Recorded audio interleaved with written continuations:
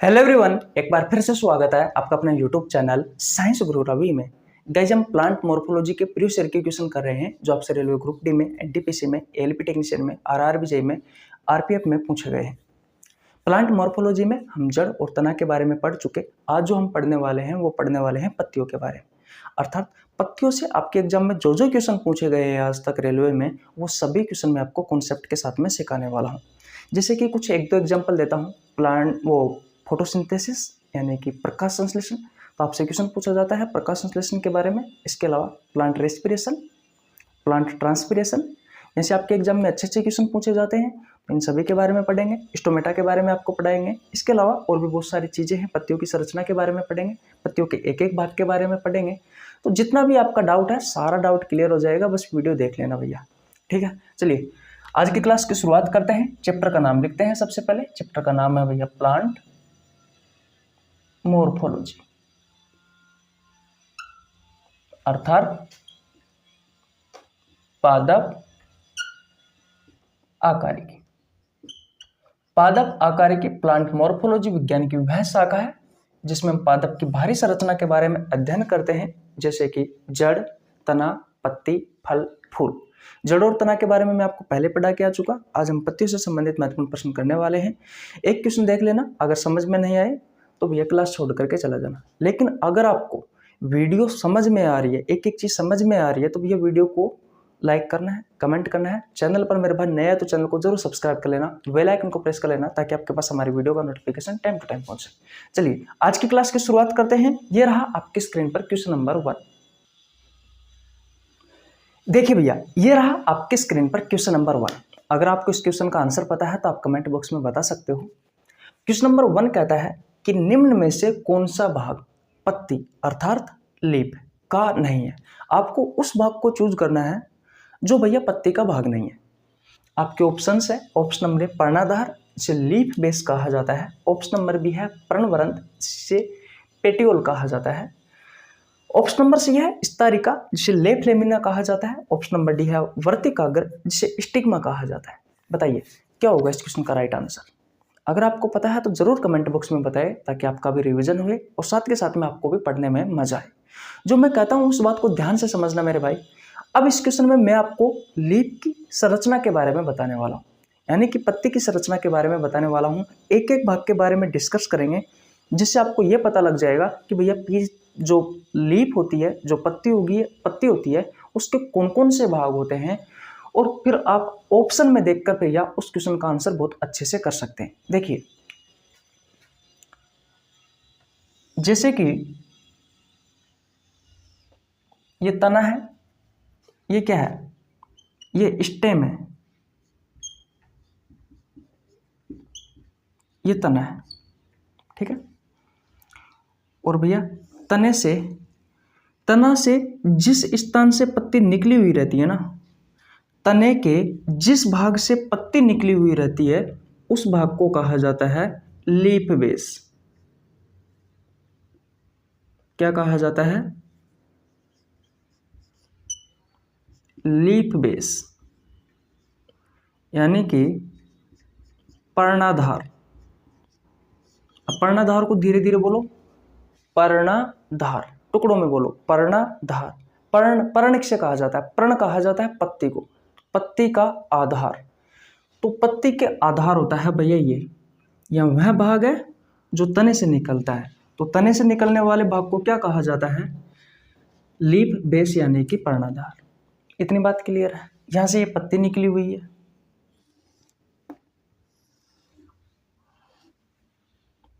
जैसे कि मान लीजिए ये है आपकी लीफ, ठीक है। तो जिस तने के जिस भाग से आपकी पत्ती निकली हुई होती है, उस भाग को क्या कहा जाता है? लीफ बेस कहा जाता है, पर्णाधार कहा जाता है। फिर आपने देखा होगा ऐसे ये एक डंडीनुमा एक संरचना होती है। इस डंडीनुमा संरचना को कहा जाता है भैया पर्णवरंत। पर्णवरंत। पेटियोल, क्या कहा जाता है इसे? इसे कहा जाता है पेटियोल। उसके अलावा इसे मीजोपोडियम भी कहा जाता है। इसे क्या कहा जाता है? इसे मीजोपोडियम भी कहा जाता है। ये लचीला होता है भैया, है कि नहीं है। ये लीफ बेस यानी कि पर्णाधार और पत्ती के बीच में स्थित होता है। ये लचीला होता है जिसे पत्ती हिलने डुलने का काम करती है। इतनी बात क्लियर है। इसे मेसोपोडियम कहा जाता है। और ये जो पर्णाधार होता है ना, लीफ बेस, इस लीफ बेस को एक अन्य नाम से और जाना जाता है। जैसे पर्णवृंत पेटियोल को मेसोपोडियम कहा जाता है, वैसे ही लीफ बेस यानी कि पर्णाधार होता है, इसे कहा जाता है हाइपोपोडियम। इसे क्या कहा जाता है? हाइपोपोडियम कहा जाता है। ठीक है, इतनी बात क्लियर है। ये आपको ये जो पूरा पत्ता दिखाई दे रहा है, इस पूरे पत्ते को कहा जाता है स्तरिका। ठीक है, लीफ लेमिना भी कह सकते हो आप इसे, या फिर लीफ ब्लेड भी कह सकते हो, या फिर इसे एपिपोडियम भी कह सकते हो। ये सब एक के ही नाम है भैया। ये जो आपको पत्ता दिखाई दे रहा है, इस पत्ते को कहते हैं भैया स्तरिका, लीफ लेमिना या फिर लीफ ब्लेड या फिर एपिपोडियम। इसे मेसोपोडियम कहा जाता है और इसे हाइपोपोडियम कहा जाता है। बोलो, ठीक है। पत्ती तने के जिस भाग से निकलती है उसे लीफ बेस कहा जाता है, पर्णाधार कहा जाता है। इस पत्ते के और इस लीफ बेस यानी कि तना के बीच में ये जो डंडीनुमा संरचना होती है, जो मुलायम होती है, जब पत्ती हिलती है तो ये हिलने डुलाने में पत्ती को कौन सहायक होता है? यही वाला भाग सहायक होता है, जिसे क्या कहा जाता है? पेटियोल पर्णवृंत कहा जाता है। इसका दूसरा नाम क्या है? मेसोपोडियम है। इतनी बात क्लियर है? किसी को कोई प्रॉब्लम है? तक बिल्कुल नहीं है। अब देखो, बीच में आपको इस तरीके से हर पत्ती में एक संरचना दिखाई देती है, जिसे कहा जाता है मध्य सिरा। जिसे क्या कहा जाता है? मध्य सिरा कहा जाता है। ठीक है, उसके अलावा ये जो मध्य सिरा है, ये जो मध्य सिरा आपको दिखाई दे रहा है, इसके दोनों तरफ कुछ इस तरीके से आपको और संरचना दिखाई देती है। अगर आप ध्यान से देखते हो तो इन्हें कहा जाता है सिरा। और ये जो सिरा होती है, इनसे भी भैया कुछ संरचना और होती है, कुछ इस तरह की। बोलो, आपने देखी है या नहीं देखी? इस तरह की संरचना और देखने को मिलती है। बोलो भैया, मिलती है ना? तो ये जो सिरा से भी और निकली हुई रहती है, इन्हें कहा जाता है सिरिकाएं। इन्हें क्या कहा जाता है? सिरिकाएं। इसे मिडरिब भी कहा जाता है। मिडरिब, मध्य सिरा को। ठीक है, यहां तक किसी को प्रॉब्लम बिल्कुल नहीं होनी चाहिए। ये अंतिम वाला जो भाग होता है, ये वाला पत्ते का अंतिम वाला भाग, इस भाग को कहा जाता है अपेक्स। ठीक है, और ये वाला जो भाग होता है, ये वाला भाग, या फिर इस और ये वाला भाग जो होता है, इसे कहा जाता है मार्जिन। बोलो, ये आपकी पत्ते की संरचना हो गई। उसके अलावा एक देखो, जो तना होता है ना, उस तने के जिस भाग से पत्ती निकली हुई रहती है, जैसे कि ये वाली, यहाँ से एक छोटी सी संरचना इस तरीके से और निकली हुई रहती है, एक छोटी सी संरचना इस तरीके से निकली हुई रहती है। इन्हें कहा जाता है स्टिपुल्स, अनुपर्ण कहा जाता है। ठीक है, स्टिपुल्स क्या कहा जाता है? स्टिपुल्स क्या कहा जाता है? स्टिपुल्स कहा जाता है। आई और आएगा बीच में। स्टिपुल्स अनुपर्ण कहा जाता है। बोलो, दोबारा से समझाता हूं, ध्यान से समझना। वैसे मैंने बिल्कुल आसान भाषा में आपको संरचना समझाने की कोशिश की है। नॉर्मली आप पत्ती देखते हो, ये आपका तना दिखाई दे रहा है, देखो ये रहा। ठीक है, ये क्या है? तना है।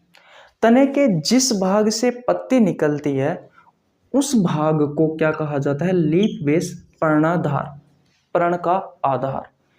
यानी कि ये रहा भैया इस पर्ण का आधार, है कि नहीं? बेस यही तो है, बेस यहाँ से तो शुरू हुई है, उसे ही तो कहा जाता है। जिस जगह से शुरू होती है वही तो बेस होता है हमारा, है कि नहीं? लीफ बेस, पर्णाधार, पर्ण का आधार। ठीक है। उसके बाद में भैया पहले ऐसे डंडीनुमा से संरचना होती है, उसके बाद में पत्ता आता है। तो ये जो डंडीनुमा संरचना है जो लीफ बेस और पत्ते से जुड़ा हुआ होता है, इसे कहा जाता है पर्णवृंत। इसे पेटियोल कहा जाता है, इसे मीजोपोडियम भी कहा जाता है, और इस पर्णाधार को हाइपोपोडियम के नाम से भी जाना जाता है। इतनी बात क्लियर। फिर ये पत्ता आ जाता है। इस पत्ते को लेमिना भी कहा जाता है, ब्लेड भी कहा जाता है। लीफ लेमिना या लीफ ब्लेड आप कह सकते हो, हिंदी में इस तरीका कहा जाता है, एनसीईआरटी में दिया गया है। इसे एपिपोडियम भी कहा जाता है।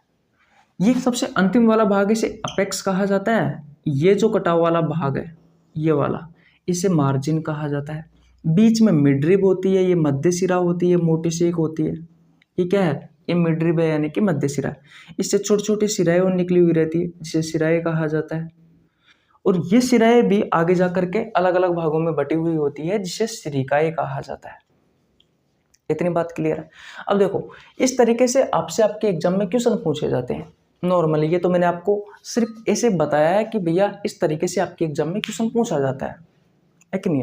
क्वेश्चन पूछा जाएगा कि निम्न में से कौन सा भाग पत्ती लीफ का नहीं है। तो देखो, पर्णाधार ये रहा, पर्णवृंत ये रहा, स्तरिका ये पूरा ब्लेड वाला भाग रहा, है कि नहीं?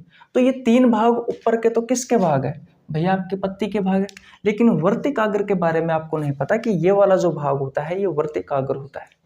तो लीफ का कौन सा भाग नहीं है? ये वर्तिकाग्र नहीं है, स्टिग्मा नहीं है भैया। स्टिग्मा है क्या? इसके बारे में भी समझ लीजिए।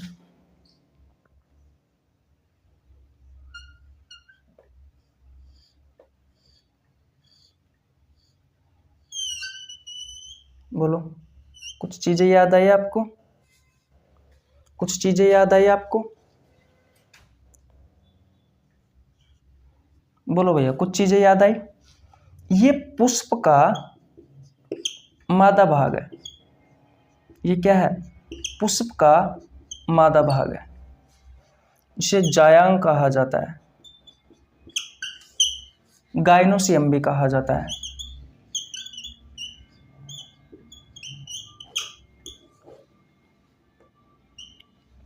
ठीक है।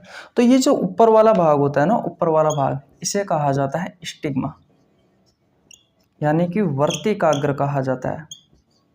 ठीक है। और ये वाला जो भाग होता है इसे कहा जाता है स्टाइल, यानी कि वर्तिका कहा जाता है। ये वाला जो भाग होता है, इस वाले भाग को कहा जाता है ओवरी, यानी कि अंडाशय, जिससे फल का निर्माण होता है। इसके अंदर की तरफ एक संरचना और दिखाई देती है, इसे ओव्यूल कहा जाता है, जिसे डिंब कहा जाता है, जिससे बीज का निर्माण होता है। बोलो, तो जो मैंने क्वेश्चन पूछा है, अगर यहां से इस तरीके से अगर आपसे कोई क्वेश्चन पूछे तो आप इस प्रकार के क्वेश्चन का आंसर बहुत अच्छे से दे सकते हो कि भैया निम्न में से कौन सा पत्ते का एक भाग है या निम्न में से कौन सा पत्ते का एक भाग नहीं है। तो सबसे पहले पत्ती से जो क्वेश्चन पूछे जाने की संभावना है वो भैया कुछ इस तरीके से, देखो रेलवे ग्रुप डी जो होती है ना, उसमें बहुत अच्छे अच्छे क्वेश्चन पूछे जाते हैं, बहुत अच्छे अच्छे क्वेश्चन पूछे जाते हैं।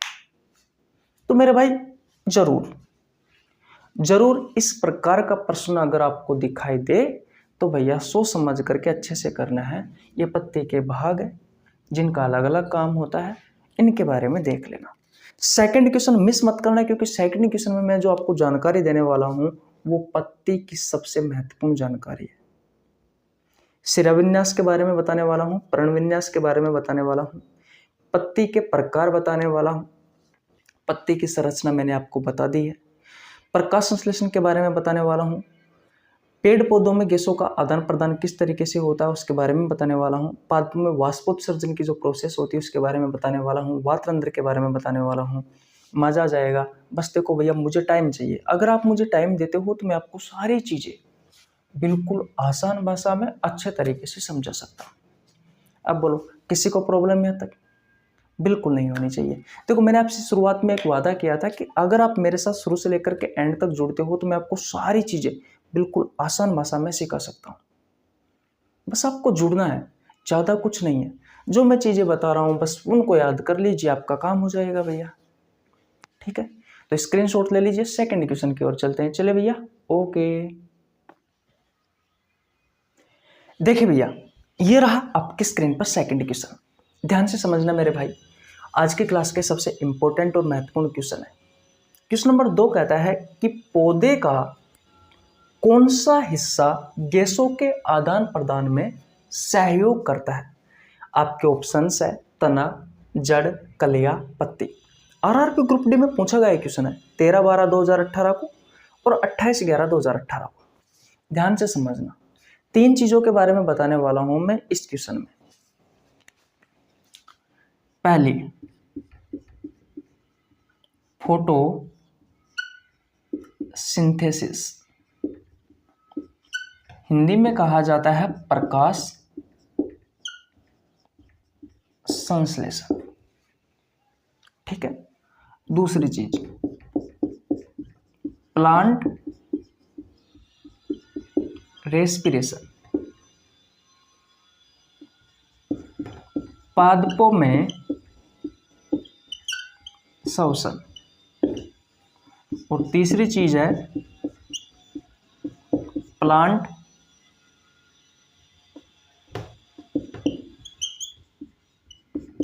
ट्रांसपीरेशन,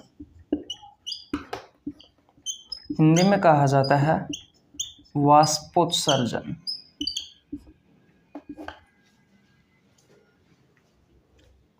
अगर आपसे क्वेश्चन पूछा जाए कि फोटोसिंथेसिस यानी कि प्रकाश संश्लेषण की प्रक्रिया कहाँ संपन्न होती है, तो आप क्या बताओगे? पत्तियों में होती है। क्या बताओगे? पत्तियों में होती है। अगर आपसे प्लांट के रेस्पिरेशन के बारे में पूछा जाए, पादपों में श्वसन की प्रक्रिया के बारे में पूछा जाए, तो क्या बताओगे? पत्तियों में होती है। प्लांट ट्रांसपिरेशन के बारे में पूछा जाए यानी कि वाष्पोत्सर्जन के बारे में पूछा जाए तो पत्तियों में होती है। अब देखो, ये तीनों जो चीजें हैं ना, इनका मैं मतलब समझा सकता हूं मैं यहाँ पर आपको डिटेल में नहीं पढ़ा सकता। डिटेल में इन सभी के बारे में अलग अलग टॉपिक होते हैं भैया, कहने का मतलब अलग से इनकी सेपरेट क्लास होती है कि नहीं? तो यहां पर मैं आपको इतना बता दूंगा कि आपका क्वेश्चन गलत नहीं होगा। ठीक है। सबसे पहले फोटोसिंथेसिस के बारे में बात करते हैं, ध्यान से समझना मेरी बातों को। जैसे कि ये पत्ती है, ये क्या है? ये आपकी पत्ती है कि नहीं? तो ये आपकी जो पत्ती होती है ना, इस पत्ती में आपने देखा होगा कि पत्ती जो होती है उसमें धब्बे होते हैं, छोटे छोटे से बहुत सारे धब्बे पाए जाते हैं। तो वो धब्बे वाली जो जगह होती है ना, जैसे कि मान लीजिए भाई यहाँ पर ये धब्बा पाया गया है, तो इस धब्बे को क्या कहा जाता है? क्लोरोप्लास्ट, हरित लवक। या फिर चलो ये ऐसे याद मत करो, ऐसे याद रखना है कि आपकी पत्तियों में क्या पाया जाता है? क्लोरोप्लास्ट पाया जाता है, हरित लवक पाया जाता है। क्या पाया जाता है? हरित लवक। हरित लवक जो होता है ये दोहरी झिल्ली वाला कोशिकांग है, यानी कि इसके चारों ओर 2 झिल्ली होती है भैया। कितनी झिल्ली होती है? 2 झिल्ली होती है। जैसे कि मैं बना भी देता हूं, चलो इसके अंदर ही बनाने की कोशिश करते हैं। ठीक है, एक झिल्ली ये हो गई और दूसरी झिल्ली ये हो गई। उसके अलावा आपको इस क्लोरोप्लास्ट में, हरित लवक में आपको इस तरीके से संरचना दिखाई देती है, जिनमें से आपने देख सकते हैं आपको इस तरीके की संरचना दिखाई दे रही होगी, जिसमें एक नीचे ऊपर की तरफ सिक्के रखे हुए, ऐसी संरचना आपको दिखाई दे रही है, जिसमें सिक्के जो है वो एक के ऊपर एक रखे हुए हैं। तो ये जो एक सिक्का होता है, सिर्फ एक सिक्का, तो इस एक सिक्के को कहा जाता है थैलेकोइड। इस थैलेकोइड, ठीक है। और ये जो पूरी संरचना होती है इसे सिक्के ऊपर नीचे, इसे कहा जाता है ग्रेना। इसे क्या कहा जाता है? हिंदी में भी ग्रेना कहा जाता है, इंग्लिश में भी ग्रेना ही लिखा जाता है। और ये जो थैलेकोइड होता है इसमें पाया जाता है क्लोरोफिल। क्लोरोफिल एक पिगमेंट है भैया, जो पेड़ पौधों को हरा रंग देता है और दूसरा प्रकाश संश्लेषण में सहायक होता है। इस क्लोरोप्लास्ट के पास स्वयं के पास डीएनए होता है और स्वयं के पास राइबोसोम होता है, यानी कि खुद का डीएनए उपस्थित होता है इसके पास। इतना आपको याद रखना है। तो जो मैंने कही आपसे वो बात समझ में आई। मैंने क्या कहा कि पत्तियों में क्लोरोप्लास्ट नाम की एक संरचना होती है। क्लोरोप्लास्ट में अगर आप अंदर देखते हो इसकी एनाटॉमी करके तो आपको दिखाई देता है जैसे सिक्के एक दूसरे के ऊपर रखे हुए, ऐसी आपको संरचना दिखाई देती है। उस संरचना को कहा जाता है ग्रेना। और एक जो सिक्का होता है उस एक सिक्के को कहा जाता है थैलेकोइड, यानी कि जो सिक्के के समान जो संरचना होती है उसे कहा जाता है थैलेकोइड।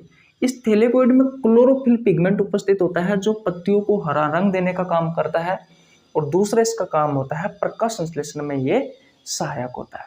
ठीक है, अब देखो प्रकाश संश्लेषण की प्रोसेस होती क्या है, तो आप सभी को पता है जो वातावरण है, तो वातावरण से तो जो पत्तियां होती है वो क्या लेती है, कार्बन डाइऑक्साइड। क्या लेती है, कार्बन डाइऑक्साइड। और जड़ जो है वो पानी का अवशोषण करती है। वातावरण से तो कार्बन डाइऑक्साइड लिया जाता है, जड़ द्वारा जल का अवशोषण किया जाता है। जाइलम फ्लोएम की सहायता से ये जो जल है ये पत्तियों के पास आ जाता है, और आपकी जो पत्तियां होती है इन पत्तियों में एक छोटा सा छिद्र और होता है, इस छिद्र को कहा जाता है वातरंध्र, है कि नहीं है, स्टोमेटा कहा जाता है। तो इस स्टोमेटा की सहायता से गैसों का आदान प्रदान किया जाता है कि नहीं है। इस वातरंध्र की सहायता से क्या किया जाता है, गैसों का आदान प्रदान किया जाता है। क्या किया जाता है, गैसों का आदान प्रदान किया जाता है। और दूसरा इसका क्या काम है वातरंध्र का, ये तो पहला काम हो गया, और दूसरा इसका काम क्या है, जो पत्तियों के पास या पेड़ पौधों के पास जो एक्स्ट्रा जल है इस एक्स्ट्रा जल को बाहर निकालना, इस एक्स्ट्रा जल को बाहर निकालना। ये दो काम होते हैं भैया किसके, स्टोमेटा के। पत्तियों में छोटे छोटे छिद्र दिखाई देते हैं, पत्तियों में छोटे छोटे छिद्र दिखाई देते हैं, उन छोटे छोटे छिद्रों को वातरंध्र या स्टोमेटा कहा जाता है। ठीक है, इनका दो काम होता है इन छिद्रों का भैया, जिसे स्टोमेटा या रंध्र कहा जाता है। एक होता है गैसों का आदान प्रदान करना, जैसे कि वातावरण से कार्बन डाइऑक्साइड लेना और ऑक्सीजन छोड़ना। दूसरा, पेड़ पौधों के पास अगर एक्स्ट्रा जल बचा हुआ है तो उस एक्स्ट्रा जल को भैया बाहर निकालना। ठीक है, स्क्रीनशॉट ले लीजिए, मैं स्लाइड चेंज कर देता हूँ। देखिए भैया, यहाँ तक की कहानी समझ में आ गई। अभी तक मैंने आपको कुछ नहीं बताया, मैंने आपको ये कहा है कि फोटोसिंथेसिस यानी कि प्रकाश संश्लेषण, प्लांट रेस्पिरेशन यानी कि पादपों में श्वसन, और प्लांट ट्रांसपिरेशन यानी कि वाष्पोत्सर्जन की जो प्रोसेस होती है वो पत्तियों में होती है। फिर मैंने आपको एक पत्ती बनाई, और इस पत्ती में मैंने आपको दो संरचना बताई भैया। ये आपकी पत्ती है, इस पत्ती में मैंने आपको दो संरचना के बारे में बताया। मैंने कहा कि आपकी पत्तियां जो होती है उसमें क्लोरोप्लास्ट हरित लवक पाया जाता है। हरित लवक जो होता है दोहरी झिल्ली वाला कोशिकांग होता है, जिसमें जिसे सिक्के एक दूसरे के ऊपर बहुत सारे रखे हुए हैं, ऐसी संरचना आपको दिखाई देती है जिसे ग्रेना कहा जाता है। उसमें से एक सिक्के वाली संरचना को थाइलेकोइड या थैलेकोइड कहा जाता है। इसमें क्लोरोफिल होता है जो पौधों को हरा रंग देने का काम करता है। आपसे क्वेश्चन पूछा जाता है कि पेड़ पौधों का हरा रंग किस पिगमेंट के कारण होता है, तो मेरे भाई क्लोरोफिल पिगमेंट के कारण होता है। इतनी बात क्लियर। दूसरा, ये जो क्लोरोफिल पिगमेंट होता है ये प्रकाश संश्लेषण में सहायक होता है। किस तरीके से सहायक होता है मैं अभी आपको बता दूंगा। दूसरी मैंने आपको चीज ये बताई है कि भैया पत्तियों में छोटे छोटे छिद्र पाए जाते हैं, जैसे कि एक ये छिद्र पा गया, एक ये छिद्र पा गया, एक ये पा गया, एक ये पा गया। इसे छोटे छोटे छिद्र पाए जाते हैं जिन्हें वातरंध्र या स्टोमेटा कहा जाता है। इनका दो काम होता है, एक गैसों का आदान प्रदान करना, वातावरण से कार्बन डाइऑक्साइड को लेना और ऑक्सीजन को छोड़ना। दूसरा, अगर पेड़ पौधों के पास एक्स्ट्रा जल है तो उस एक्स्ट्रा जल को भैया जो पेड़ पौधे होते हैं वो भैया ये जो वातरंध्र होता है इसकी सहायता से शरीर से बाहर निकाल देते हैं, यानी कि पेड़ पौधे अपने से बाहर निकाल देते हैं। सुबह सुबह आपने देखा होगा पेड़ पौधों पर ओस रहती है कि नहीं है, तो वो जो ओस रहती है ना वो पानी कहाँ से आता है, पानी कहाँ से आता है, ये जो छोटे छोटे छिद्र होते हैं इसी से ही तो निकलता है भैया। ठीक है, चलो आपने जो बड़े बड़े पौधे होते हैं ना उन पे ये पानी गिरता रहता है सुबह सुबह। आपने देखा होगा भैया जंगलों में, मूवी में, या फिर आपके घर में अगर कोई बड़ा पीपल का या फिर बरगद का पेड़ है तो उसमें देखा होगा सुबह सुबह भैया पानी टपकता रहता है ऊपर से पेड़ पौधों से। ठीक है, तो वाष्पोत्सर्जन की प्रोसेस के कारण ही आता है भैया वो एक्स्ट्रा जल। मैं आपको बताऊंगा अभी, सब चीजें बताऊंगा एक एक चीज के बारे में। इतनी बात क्लियर है। अब मैं आपको प्रकाश संश्लेषण की डेफिनेशन बता रहा हूँ कि एक्चुअली में प्रकाश संश्लेषण होता क्या है। प्रकाश संश्लेषण एक ऐसी प्रक्रिया है जिसके तहत पेड़ पौधे अपना भोजन बनाते हैं, है कि नहीं, इसलिए ही पादपों को स्वपोषी कहा जाता है क्योंकि वे स्वयं अपना भोजन स्वयं बनाते हैं। अब वो किस तरीके से भोजन बनता है, वो प्रकाश संश्लेषण की प्रक्रिया के तहत बनता है। प्रकाश संश्लेषण की प्रक्रिया क्या होती है, तो वो देखिए, तो जो पेड़ पौधे होते हैं, जो पादप होते हैं, वो वातावरण से कार्बन डाइऑक्साइड लेते हैं, जड़ के द्वारा जल लिया जाता है, और ये जो हरित लवक में ये जो क्लोरोफिल उपस्थित होता है इस थैलेकोइड में, तो इस थैलेकोइड, इस क्लोरोफिल की उपस्थिति में, किसकी उपस्थिति में, इस क्लोरोफिल की उपस्थिति में, या क्लोरोफिल की उपस्थिति में आप ये कह सकते हो, साथ ही साथ में सनलाइट भी प्रेजेंट होता है, सूर्य का प्रकाश भी उपस्थित होता है। क्लोरोफिल और सूर्य के प्रकाश दोनों की उपस्थिति में भैया ये लिख सकता हूं, पेड़ पौधे क्या करते हैं, पेड़ पौधे भैया ग्लूकोज का निर्माण करते हैं। किसका निर्माण करते हैं, ग्लूकोज का निर्माण करते हैं। और ग्लूकोज क्या है, ये भैया पादपों का भोजन है। ये क्या है, ये पादपों का भोजन है। इस ग्लूकोज के अलावा कुछ मात्रा में ऑक्सीजन और कुछ मात्रा में जल का निर्माण करते हैं।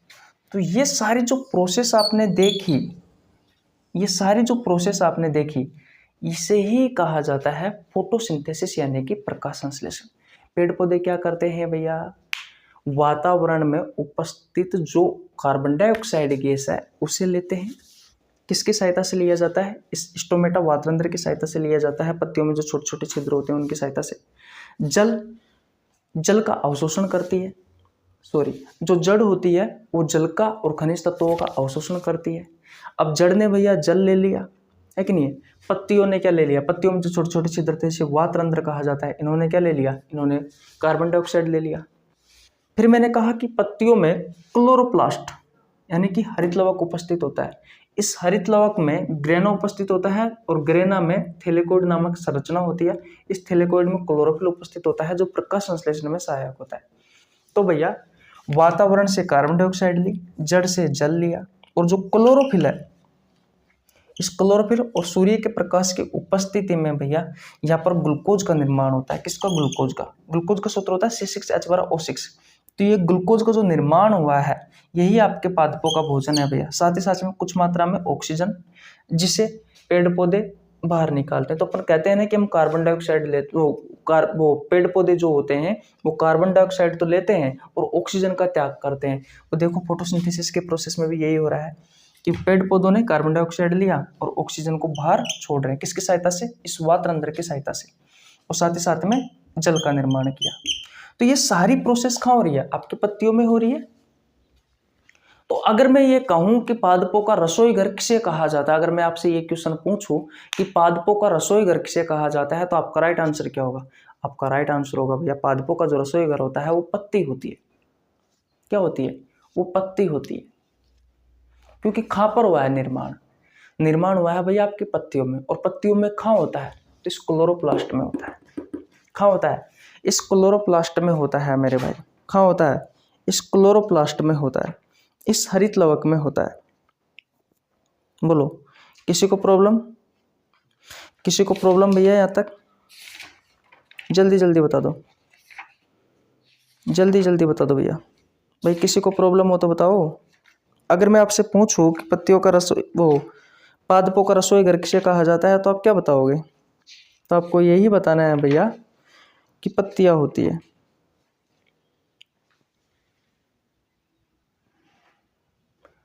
तो भैया मैं क्या कह रहा हूं आपसे, मैं ये कह रहा हूं कि अगर आपसे क्वेश्चन पूछा जाए कि भैया पादपों का रसोई घर किसे कहा जाता है, तो पादपों का रसोई घर किसे कहा जाता है, पादपों का रसोई घर कहा जाता है भैया पत्तियों को। क्योंकि पत्तियों में ही तो भैया भोजन बन रहा है। भैया हमारा जो भोजन बनता है वो हमारी रसोई में बनता है कि नहीं। वैसे ही पादपों में जो भोजन का निर्माण हुआ है वो कहाँ पे हुआ है, आपकी पत्तियों में हुआ है। तो पत्तियों को हम क्या कह सकते हैं, तो पत्तियों को हम पादपों का रसोई घर कह सकते हैं। पहली बात क्लियर है। तो अब आपको बहुत अच्छे से समझ में आ गया होगा कि जो फोटोसिंथेसिस है, जो प्रकाश संश्लेषण की प्रक्रिया है, वो कहाँ होती है, वो भैया आपकी लीफ में होती है, यानी कि पत्तियों में होती है। और पत्तियों में कहाँ होती है, अगर आपसे क्वेश्चन पूछे तो भैया क्लोरोप्लास्ट में। और क्लोरोप्लास्ट में कहाँ, ग्रेना में। और ग्रेना में भी पूछे तो थाइलेकोइड में। ठीक है, किसी को प्रॉब्लम यहाँ तक बिल्कुल नहीं होनी चाहिए। ओके, अब दो बचे हमारे, एक प्लांट रेस्पिरेशन और एक प्लांट ट्रांसपिरेशन। देखो आपने देखा होगा, इसे सुनने में आता है कि भैया जहाँ पर जंगल होते हैं वहाँ पर बारिश ज़्यादा होती है। पता है उसका मुख्य रीज़न क्या होता है? हमारी जो जड़ होती है ना, वो जल का और जो खनिज लवण होते हैं उनके अवशोषण में सहायक होती है। समझ रहे हो मेरी बात को, मैं क्या कहना चाह रहा हूँ? जल का और खनिज लवण का अवशोषण करती है।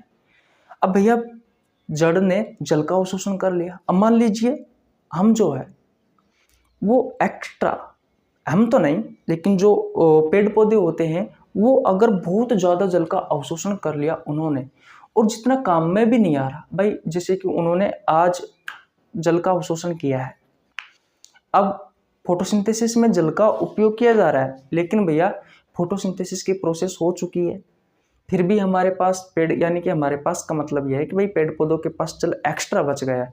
यानी कि जो पेड़ पौधों के पास जो एक्स्ट्रा जल होता है, उस एक्स्ट्रा जल को पेड़ पौधे क्या कर देते हैं, बाहर निकाल देते हैं। बाहर कहाँ से निकालेंगे? तो पत्तियों में से छोटे छोटे छिद्र पाए जाते हैं जिन्हें स्टोमेटा कहा जाता है कि नहीं है? तो वहाँ से इन छोटे छोटे छिद्रों से ये जो एक्स्ट्रा जल है पेड़ पौधों में, ये बाहर निकल जाता है। तो भैया बहुत सारे पौधे रहेंगे, जंगल रहेगा तो बहुत सारे पौधे रहेंगे, तो उनमें वाष्पोत्सर्जन की प्रोसेस होती है। वाष्पोत्सर्जन की प्रोसेस में क्या होता है, जो एक्स्ट्रा जल होता है वो पेड़ पौधों से बाहर निकल जाता है, जिससे ये जो जल होता है ये भैया हवा में चला जाता है कि नहीं है? वाष्प रूप लेकर के बाहर निकल जाता है कि नहीं है? और बाहर जा कर के बादल बन जाते हैं ऊपर, और बादल बन गए तो भैया बारिश होगी ही होगी। इसलिए यही रीज़न होता है वाष्पोत्सर्जन की प्रोसेस में, जो एक्स्ट्रा जल होता है वो पत्तियों से बाहर निकलता है, फिर वो बादल का रूप ले लेता है, फिर बारिश होती है। और जिस जगह पर पेड़ पौधे नहीं है तो वाष्पोत्सर्जन की प्रोसेस नहीं होगी तो एक्स्ट्रा जल बाहर नहीं निकलेगा, एक्स्ट्रा जल बाहर नहीं निकलेगा तो बारिश नहीं होगी भैया। तो प्लांट ट्रांसपिरेशन वाष्पोत्सर्जन की प्रोसेस क्या होती है कि पेड़ पौधे जो होते हैं जिनके पास एक्स्ट्रा जल होता है, तो उस एक्स्ट्रा जल को शरीर से, यानी कि पेड़ पौधे बाहर निकालते हैं। कहाँ से निकालते हैं? तो वात्र अंदर से निकालते हैं, स्टोमेटा से निकालते हैं। तो एक्स्ट्रा जल का बाहर निकालना ही क्या कहलाता है? वाष्पोत्सर्जन। कहाँ होता है? पत्तियों में होता है। पत्तियों के किस भाग में होता है? तो स्टोमेटा में होता है, वात्र अंदर में होता है।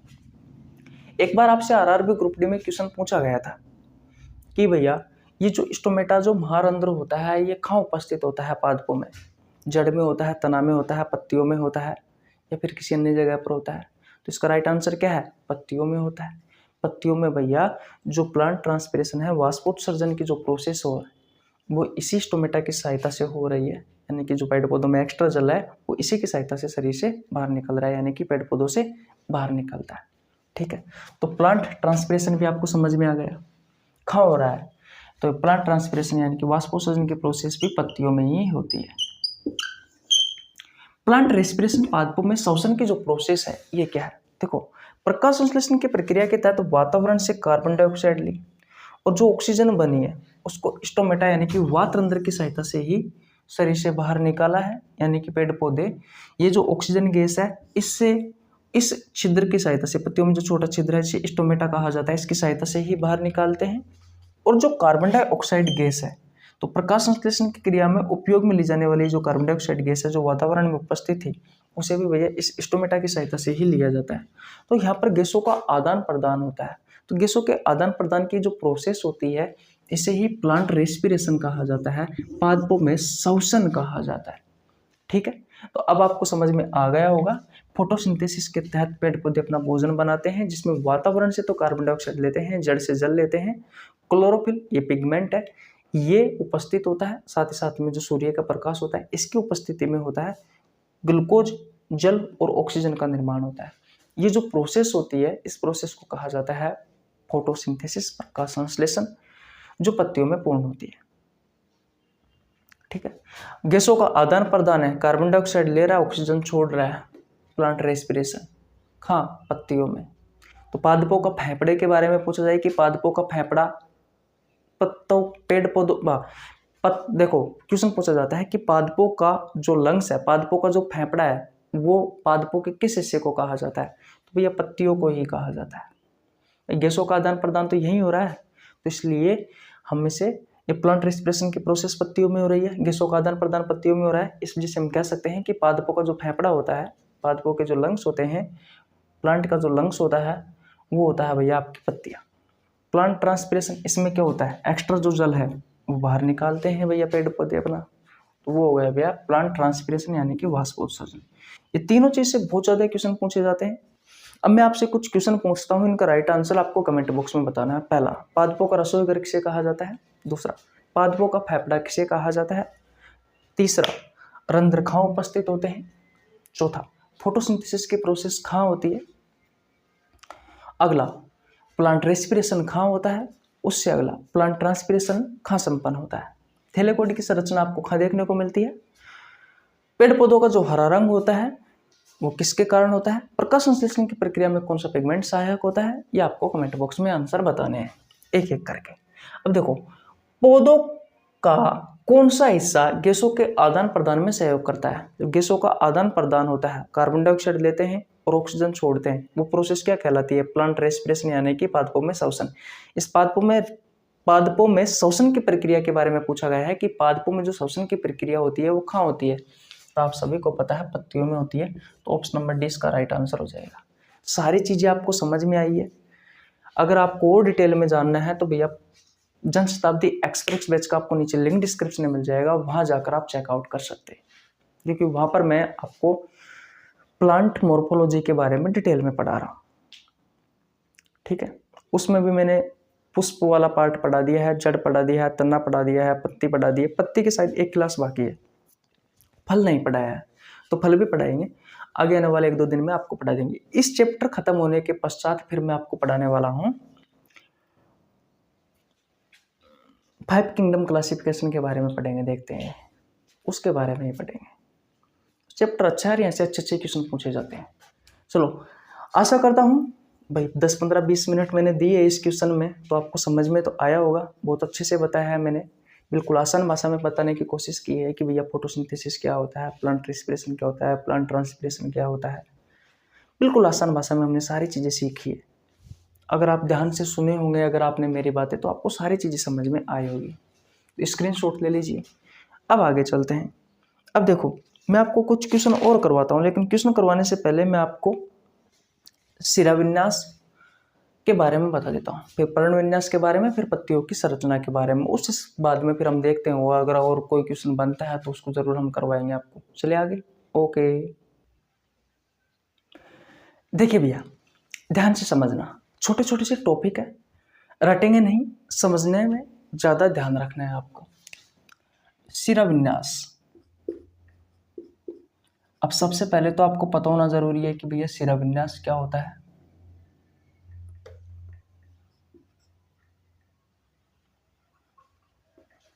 किसके बारे में पढ़ रहे हैं भैया? हम शिराविन्यास के बारे में पढ़ रहे हैं। तो आइए सबसे पहले शिराविन्यास के बारे में समझते हैं कि भाई शिराविन्यास होता क्या है। शिराविन्यास होता है भैया कि पत्तियों में जो शिरा होती है और एक क्या होती है, सिरिकाएं। तो शिरा व सिरिकाएं के व्यवस्थित क्रम को क्या कहा जाता है? शिराविन्यास कहा जाता है। देखो,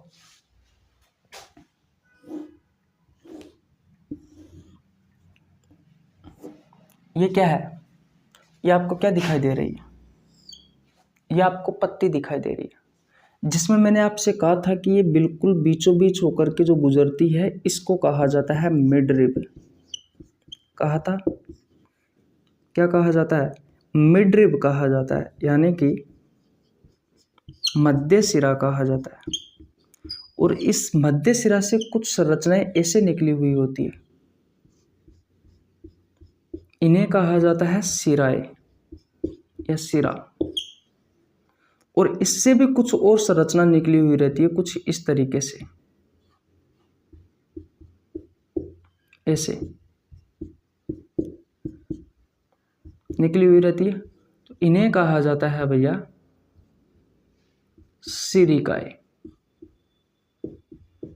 बोलो, कहा था या नहीं कहा था? जैसे कि ये बड़ा पाइप है, आपके घर में जो पानी आता है ना, पानी तो बड़े पाइप से आता है, ठीक है।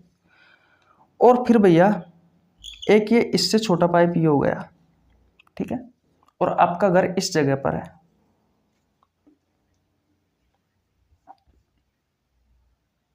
घर कैसे बनाते हैं? मुझे तो बनाना भी नहीं आता यार। ऐसे बनाते हैं क्या?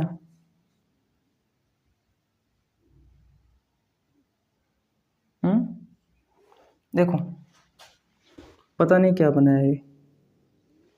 मान लीजिए ये आपका घर है और यहाँ पर आपका नल लगा हुआ है। देखो, ये जो बड़ी लाइन आई है टंकी से, इसे तो कहा गया है मिडरिब, और इस मिडरिब से जो छोटा पाइप गया है, इस छोटे पाइप को क्या कहा गया है? सिरा, वेंस।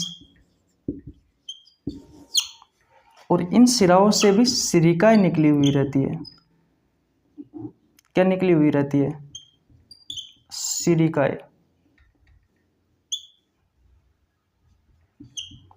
ठीक है, जिसे कहा जाता है वेनलेट्स। यह है मध्य सिरा।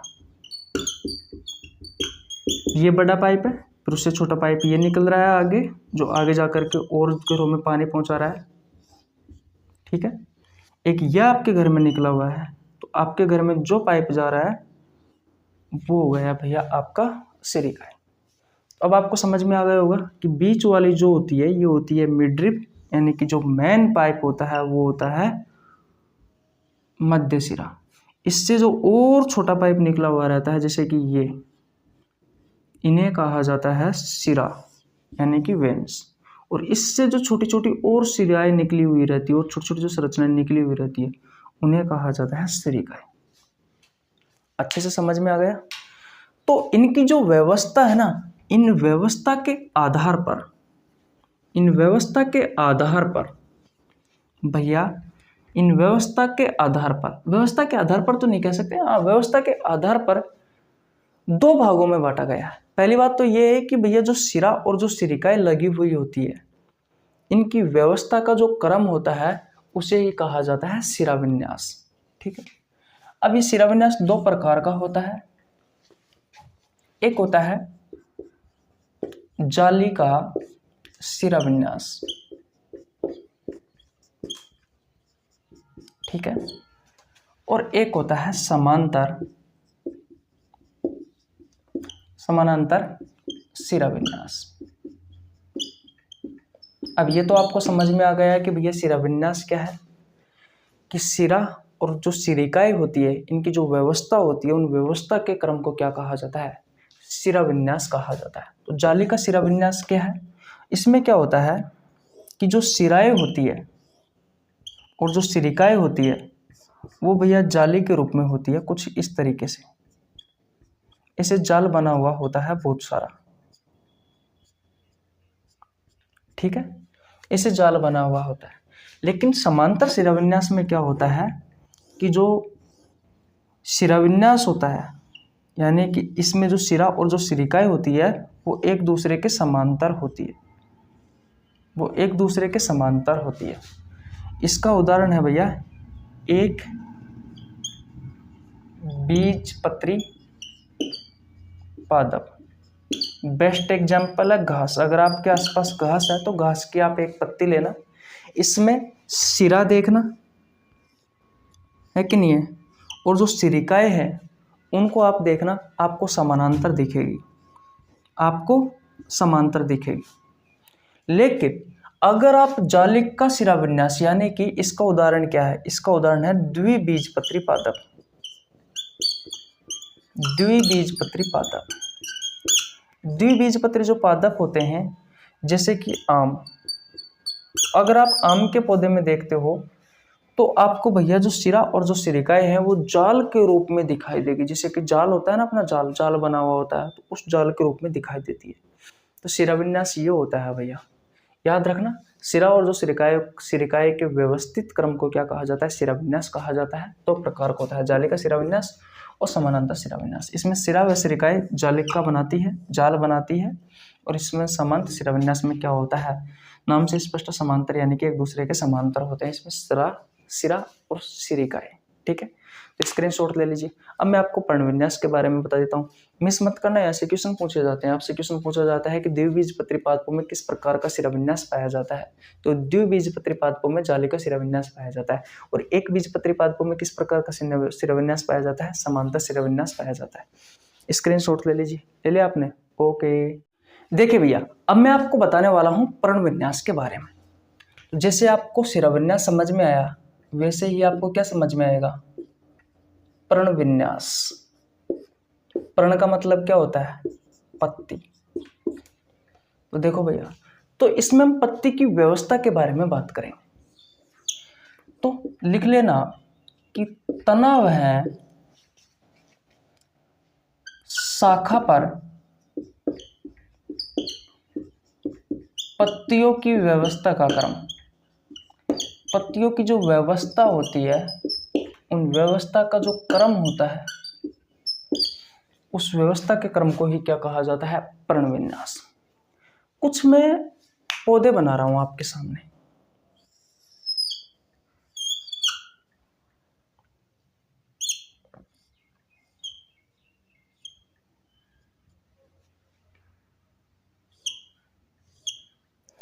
जैसे कि भैया एक पादप,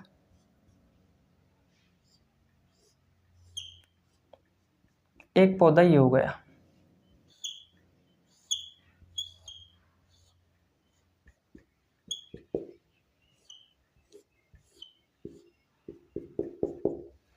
ठीक है, जड़ भी बना देता हूं।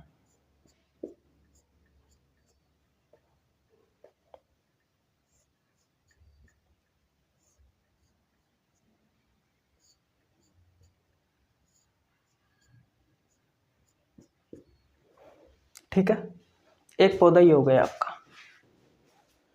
ठीक है, एक पौधा और बनाते हैं।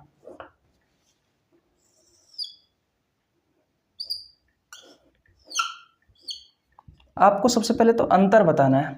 जैसे कि फेसबुक पर आपने देखा होगा ना, दो फोटो दी हुई होती है। तो जो दो फोटो दी हुई होती है, उनमें से आपसे पूछा जाता है कि भैया आपकी आंख कितनी अच्छी है, एक अंतर ढूंढे। वैसे ही आज मैं आपको क्या बना रहा हूं? वैसे ही मैं आपको अंतर बता रहा हूं। तो आपको अंतर बताना है। ये मत बताना है कि इसमें 4 पत्ती है, उसमें 5 पत्ती है, ऐसे मत बताना। अंतर जैसे जिस हिसाब से हम पढ़ रहे हैं ना, उस हिसाब से आपको अंतर बताना है। अच्छा अंतर तो कमेंट बॉक्स में बताना है मेरे भाई। ठीक है, दूसरा पौधा आपका ये हो गया। ठीक है, एक और बनाते हैं भाई। पहले जड़ बना देते हैं।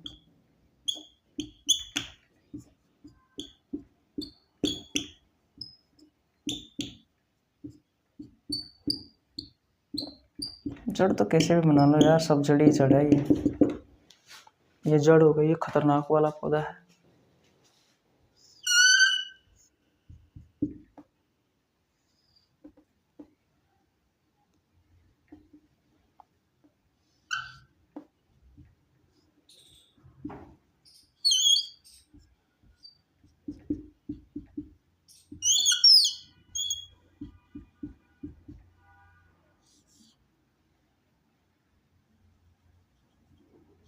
बताओ भैया, बताइए इन पौधों में क्या अंतर है? बताओ। मैंने आपसे क्या कहा है? पर्णविन्यास क्या होता है? तनाव है शाखा पर पत्तियों की जो व्यवस्था होती है, उसे ही पर्णविन्यास कहा जाता है। अगर आपने ये डायग्राम ध्यान से देखा हो तो इसमें देखा होगा आपने कि ये जो पत्ती है वो एक तो इस जगह से निकलती है, एक इसके जस्ट ऊपर से, यानी कि एक दूसरे के बिल्कुल विपरीत है। यानी कि एक यहाँ से, एक यहाँ से, एक यहाँ से, एक यहाँ से, एक यहाँ से, ऐसे निकलती है। ठीक है, बीच में स्पेस है, कहने का मतलब 2 पत्ते जहाँ निकल रही है वहां से, सिरा के बीच में, सिरा के नहीं तना पर। एक ये तना है या फिर मान लीजिए शाखा है, तना ही बना दिया मैंने। तो इसमें देखो एक पत्ती यहाँ से निकल रही है, बिल्कुल एक पत्ती यहाँ से निकल रही है, दूसरी साइड में एक पत्ती यहाँ से निकल रही है, तो एक पत्ती यहाँ से निकल रही है। तो दोनों में देखा एक पत्ती यहाँ से एक पत्ती ऊपर से, लेकिन यहाँ पर दोनों पत्तियाँ एक ही जगह से निकली हुई है, ठीक है। और यहाँ पर आप देखते हो यहाँ पर बिल्कुल जो ऊपरी सिरा होता है ना, उस ऊपरी सिरे पर आपको देखने को मिलती है भैया पत्तियां। उदाहरण देख लीजिए भैया। तो इस तरह की पत्ती किस पादप में पाई जाती है? तो ये आपको देखने को मिलेगी भैया सरसों में,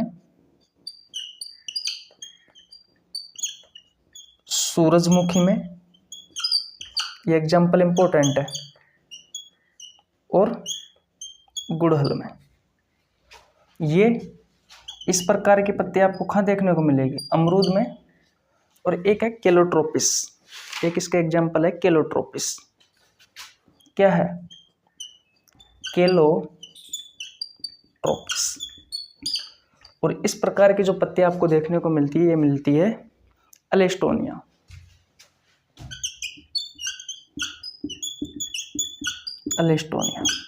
तो जो अलेस्टोनिया पादप होता है उसमें आपको इस प्रकार की पत्ती देखने को मिलती है। अमरूद के पौधे में आपको इस तरह की पत्तियां देखने को मिलती है। और एक पौधा होता है केलोट्रोपिस, इस केलोट्रोपिस में भी आपको इस प्रकार की पत्ती देखने को मिलेगी। अगर आप सरसों के पौधे को देखोगे तो आपको इस तरह की पत्ती दिखाई देगी भैया, ठीक है। और सूरजमुखी का पौधा देखोगे तो आपको इस तरह की पत्तियां दिखाई देगी। गुड़हल के पौधे को देखोगे तो इस तरह की पत्तियां दिखाई देगी। इतनी बात क्लियर है। तो पर्णविन्यास के भी 3 प्रकार होते हैं। पहला जो होता है वो होता है एकांतर पर्णविन्यास। क्या लिख रहा हूं मैं? पहला क्या होता है? एकांतर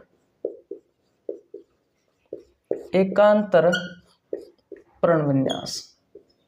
सही लिखा है क्या एकांतर मैंने?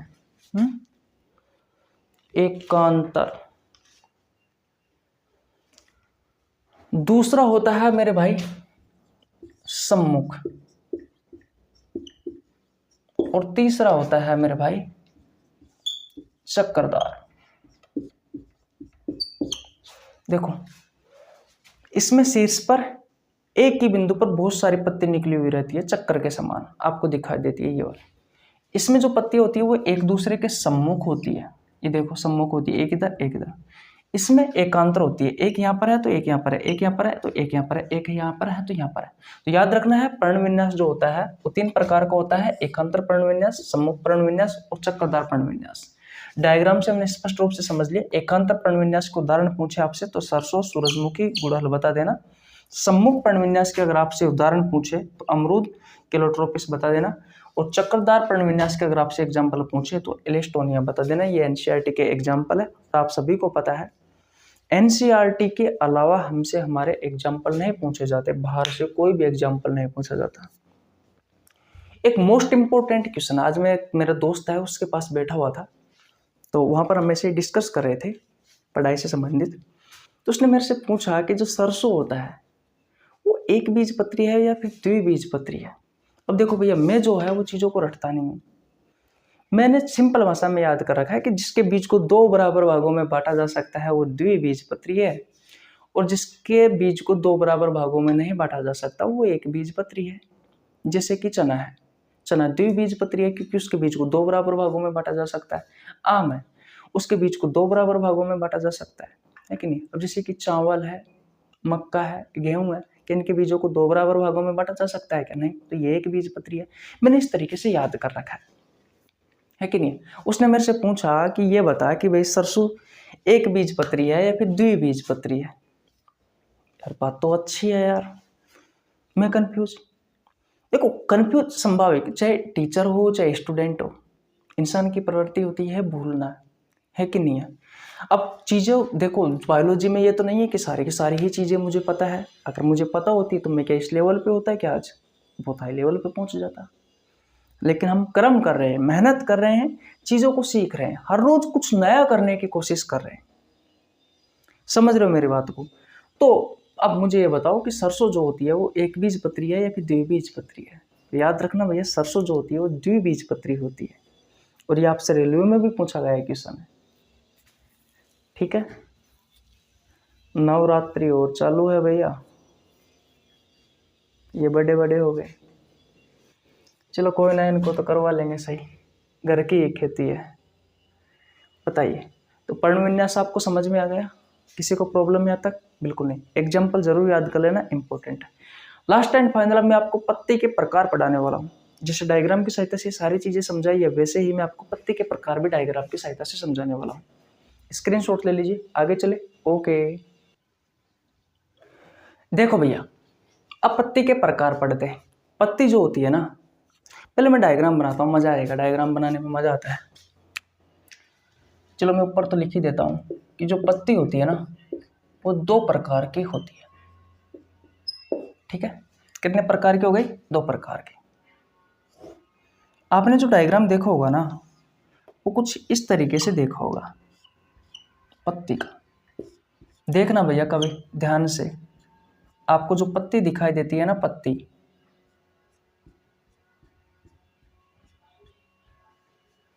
या तो इस तरीके से दिखाई देगी, या फिर आपको जो पत्ती दिखाई देती है ना,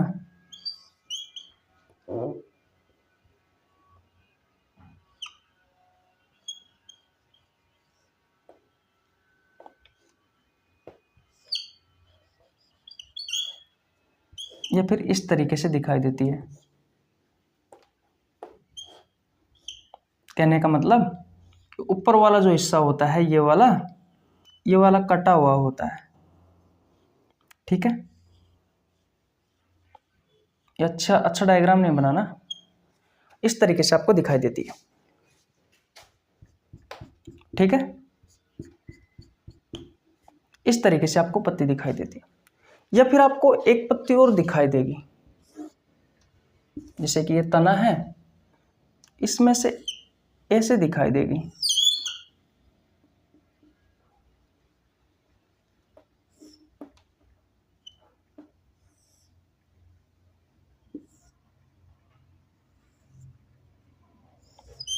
इस तरीके से दिखाई देगी भैया।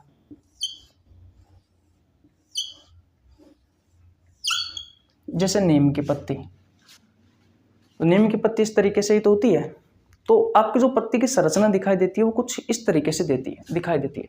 या तो आपको इस तरीके से दिखाई देगी, अगर इस तरह की नहीं होगी तो आपको इस तरह की दिखाई देगी, इस तरह की भी नहीं होगी भैया तो फिर आपको इस तरह की दिखाई देगी। इनके अलावा और कोई दूसरा कारण नहीं है, और दूसरे तरीके की पत्ती आपको दिखाई नहीं देती। ठीक है, इतनी बात क्लियर है? ठीक है भाई। अब मैंने कहा कि पत्ती 2 प्रकार की होती है। पहली होती है सिंपल पत्ती, सिंपल लीव, यानी कि सरल पत्ती। अब देखो, मैंने आपसे कहा था कि भैया ये वाला जो भाग होता है ना, इस वाले भाग को कहा जाता है, इस तारे का लीफ ब्लेड कहा जाता है। ठीक है, तो ये बिल्कुल सिंपल होता है कुछ इस तरीके से। या फिर अगर इस तरह की नहीं है पत्ती, तो फिर आपको भैया इस तरीके से कटाओ, ये मार्जिन वाला पार्ट होता है। मैंने आपसे कहा था कि ये वाला भाग मार्जिन है, तो इस मार्जिन में कटाव होता है भैया। क्या होता है? कटाव पैदा होता है। लेकिन ये जो कटाव होता है ना, कटाव, ये कटाव बीच की ये जो डंडी होती है ना, ये वाली, ये मिडरिब होती है, जो मध्य सिरा होता है, इस मध्य सिरा तक नहीं पहुंच पाता है ये कटाव। तो ऐसी पत्ती जिस पर या तो बिल्कुल ही कटाव ना हो, और या फिर कटाव है तो वो कटाव मध्य सिरा तक नहीं पहुंच रहा है, तो भैया ऐसी पत्ती को कहा जाता है सरल पत्ती। सिंपल है भैया। दूसरा होता है भैया, दूसरे प्रकार की होती है कॉम्प्लेक्स या फिर कंपाउंड लीव, जटिल पत्ती भी कह सकते हो। तो ये ऐसी पत्ती होती है जिसमें ये जो कटाव होता है ना, कटाव ये मध्य सिरा तक पहुंचता है। कहाँ पर पहुंचता है? ये मध्य सिरा पर पहुंचता है भैया। ठीक है, अब देखो, ये जो जटिल पत्ती होती है ना, ये 2 प्रकार की होती है। एक होती है भैया पिच्छाकार पत्ती, और एक होती है हस्ताकार पत्ती। पिच्छाकार पत्ती जो होती है ना, उसमें क्या होता है, ये इस तरीके से, जिस तरीके से ये जो कटाव है वो मध्य सिरा पर पहुंचता है, मिड रिब पर पहुंचता है, वैसे ही इसमें भी भैया कटाव उपस्थित होते हैं, और वो कटाव मध्य सिरा तक पहुंचते हैं। लेकिन ये जो बीच वाला जो पार्ट होता है, ये वाला, इसको अलग नाम से जाना जाता है। इसको किस नाम से जाना जाता है? तो इसे कहा जाता है मेरे भाई रेकिस। इसे क्या कहा जाता है? इसे रेकिस कहा जाता है। इसे क्या कहा जाता है? रेकिस। तो पिच्छाकार में एनसीईआरटी में लिखा हुआ है कि इसमें जो कटाव होता है वो रेकिस तक पहुंचता है कि नहीं है? और हस्ताकार में क्या होता है? हस्ताकार में जो ऊपर वाला सिरा होता है तो इस सिर पर इस तरीके से पत्ती लगी हुई होती है, ऐसे हाथ के समान। जैसे कि ये वाला तना हो गया, कहने का मतलब जो पत्ती का वो वाला भाग हो गया, और ऊपर से ऐसे पत्ती लगी हुई होती है, ऐसे हस्ताकार लगी होती है। इन दोनों के एग्जाम्पल इंपॉर्टेंट है, पिच्छाकार पत्ती के और हस्ताकार पत्ती के। सिरे पर पत्ती लगी हुई है और यहाँ पर रेकिस पर पत्ती लगी हुई है, ठीक है। तो इसका उदाहरण है भैया नीम और साइकस। एक इसका उदाहरण है साइकस, किसका? पिच्छाकार का। और हस्ताकार होता है इसका है सिल्क कॉटन। Silk cotton. तो भैया यहाँ पर आपका पत्ती वाला भाग कंप्लीट हो जाता है। पत्ती से जितने भी क्वेश्चन और जितने भी कॉन्सेप्ट से क्वेश्चन पूछे जाते हैं, मैंने क्वेश्चन आपको 2 ही करवाए हैं, लेकिन 2 क्वेश्चन में कम से कम 10-12 क्वेश्चन की जानकारी दे दी है भैया। आपको पता है दूसरे वाले क्वेश्चन में, और उसके बाद मैंने आपको सिरा विन्यास पढ़ाया, पर्ण विन्यास पढ़ाया, तो इनके एग्जाम्पल से बहुत अच्छे अच्छे क्वेश्चन पूछे जाते हैं। आपके अगर कॉन्सेप्ट क्लियर हो गए तो भैया क्वेश्चन तो आप 2 मिनट में हल कर दोगे, है कि नहीं है? तो आशा करता हूँ पत्ती के बारे में आपको बहुत कुछ समझ में आ गया होगा, बहुत अच्छे से। तबियत थोड़ी डाउन आपने देखा होगा, एनर्जी भी थोड़ी सी डाउन सी महसूस हो रही होगी, तो पढ़ाने में भी मज़ा नहीं आ रहा। वैसे कर्म तो है हमारा पढ़ाने का, मज़ा आए या ना आए, पर थोड़ी सी एनर्जी वीक है। अब देखो ध्यान से समझना, पत्ती की जो आंतरिक संरचना होती है मेरे भाई, तो उस आंतरिक संरचना के बारे में और पढ़ लेना एक बार, क्योंकि पिछली ग्रुप डी में पत्ती की जो आंतरिक संरचना है उसका डायग्राम दिया गया था। उसमें आपसे पूछा गया था कि भैया ए क्या है, बी क्या है, सी क्या है, डी क्या है, ई क्या है। तो वहाँ पर ऊपरी अधिचर्म कोशिका, निचली अधिचर्म कोशिका, इसके अलावा क्लोरोप्लास्ट दिया हुआ था, है कि नहीं है? इसके अलावा शायद रंध्र भी, रक्षक कोशिका दी गई थी, ऐसे कुछ संरचनाएं दी हुई थी भैया। तो उनके बारे में आपसे क्वेश्चन पूछा था। तो वैसे पढ़ने की आवश्यकता नहीं है, क्योंकि वहाँ से संभावना बहुत कम रहती है, ना के बराबर पूछता है वहाँ से क्वेश्चन। ज़्यादातर जो क्वेश्चन पूछता है वो इसी जगह से पूछता है जो मैंने आपको सिखाया है। लेकिन मेरे कहने से एक बार आप पत्ती की आंतरिक संरचना देख लेना, क्योंकि भैया एक ही क्लास में मैं आपको इतना सारा तो पढ़ा नहीं सकता ना, है कि नहीं है? हाँ, कभी फ्री टाइम रहा तो भैया एक बार हम पत्ती की आंतरिक संरचना भी आपको जरूर पढ़ाएंगे। लेकिन मैं सोच रहा हूँ कि रेलवे की एग्जाम आ चुकी है, तो जल्दी जल्दी से आपके क्वेश्चन करवा दिए जाए। जड़ और तना के बारे में नहीं पढ़ा है, देख लेना भैया, वहाँ पर जड़ के रूपांतरण मैंने आपको पढ़ाई है, जड़ के रूपांतरण, तने के रूपांतरण पढ़ाए हैं, जड़ के प्रकार पढ़ाए हैं, तने के प्रकार पढ़ाए हैं, बहुत सारी चीज़ें पढ़ाई है, संरचना पढ़ाई है, उनके कार्य बताए हैं। मज़ा आ जाएगा, जा करके देख लेना। स्क्रीनशॉट ले लेना, चैनल पर नए तो चैनल को जरूर सब्सक्राइब कर लेना, बेल आइकन को प्रेस कर लेना, ताकि आपके पास हमारी वीडियो का नोटिफिकेशन टाइम टू टाइम पहुंच सके। मिलते हैं गाइस नेक्स्ट वीडियो में, तब तक के लिए जय हिंद, जय भारत, राम राम। कल मैं आपको पुष्प के बारे में पढ़ाऊंगा। प्लांट मॉर्फोलॉजी में सबसे ज़्यादा क्वेश्चन पूछे जाते हैं वो पुष्प से ही पूछे जाते हैं, इसलिए कल की वीडियो देखना मत भूलना। ओके भैया, स्क्रीनशॉट ले लीजिए। बाय बाय, चैनल को सब्सक्राइब कर लेना भाई, ठीक है? ओके।